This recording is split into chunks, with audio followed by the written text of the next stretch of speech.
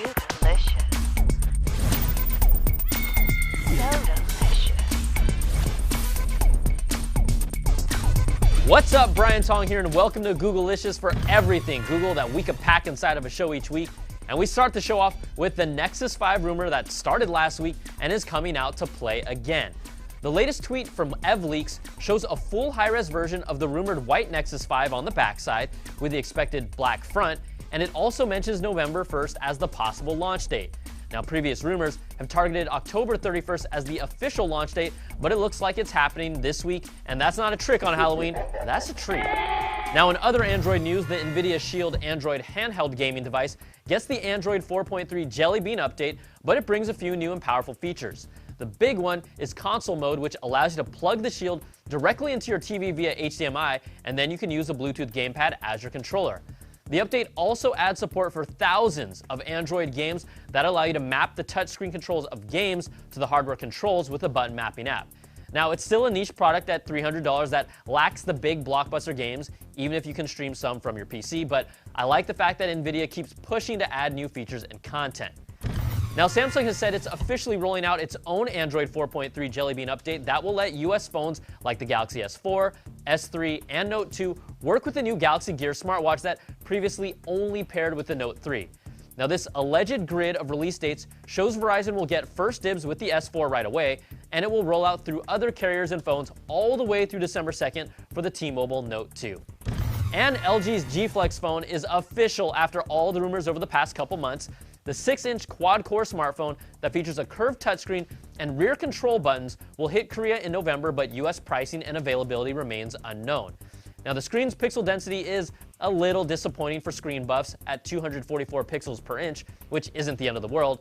But its coolest feature, though, might be the G Flex's curved booty that sports an elastic, self-healing coating that LG says mends and protects the phone from day-to-day scuffs and scratches. You know, they should have just called this phone the Wolverine. That would have been much better. All right, let's switch gears and check out our app of the week. It used to be called Minitasker, but it's now called Condi. But let's see how it can help you out. I'm Dan Graziano, and I'm going to show you how to automate your Android device with an easy-to-use app called Minitasker. Unlike many of its competitors, the app is free in the Play Store for devices running Android 4.0 or higher. Minitasker is designed to automate different Android actions. Say you want music to start playing when you plug in your headphones, or maybe you want the brightness to be turned down when your battery is low. All this and more can be set up in just a few steps. Open Minitasker and click on the plus icon. Select the Launch an App option and choose the app you wish to use. For me, it's Pandora. Next, click on Headset Connected and choose which kind of headset you plan to use, one with a mic, without a mic, or any type. For automating the brightness, once again, click on the plus icon, but this time select the screen brightness option and set it to your liking. After hitting OK, scroll to the bottom of the page and select low battery. Minitasker can also be used to silence a call from an unknown number, send a text message at a later time, and even change settings like Wi-Fi and Bluetooth at a specific time or place. All this can be done by clicking the plus icon, but be warned, setting up automated tasks based on your location may affect your battery life because your phone will constantly check your coordinates. You may have noticed the cloud icon next to the plus symbol. Clicking this will reveal a list of pre-written tasks that you can enable on your device. You can also share automated tasks that you've created with a long press and selecting the 3-dot symbol. All right, thanks for all that, Dan. And we'll wrap things up with two, what I call different stories surrounding Google.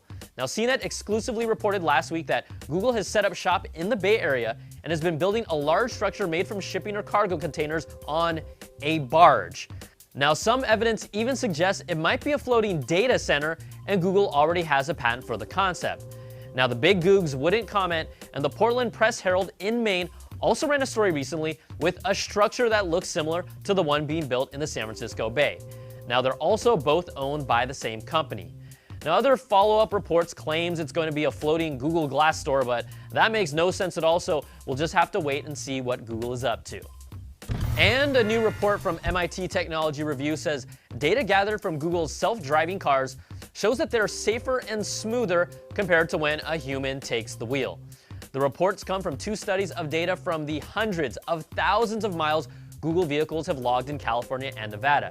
Google has already been testing its cars on public roads since 2010, and to sum it up, driverless cars are already testing better than us.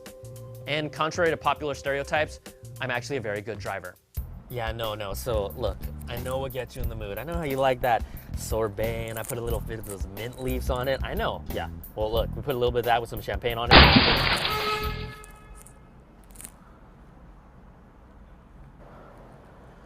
Asian drivers. Anyways, baby, check this out. All right, that's going to do it for this week's show. Email us at googlelicious@cnet.com or tweet me at Brian Tong, and we'll answer what we can. I'm Brian Tong. Thanks so much for watching all the Google goodness this week, and we'll see you next time for another taste of Googlelicious. Googlelicious.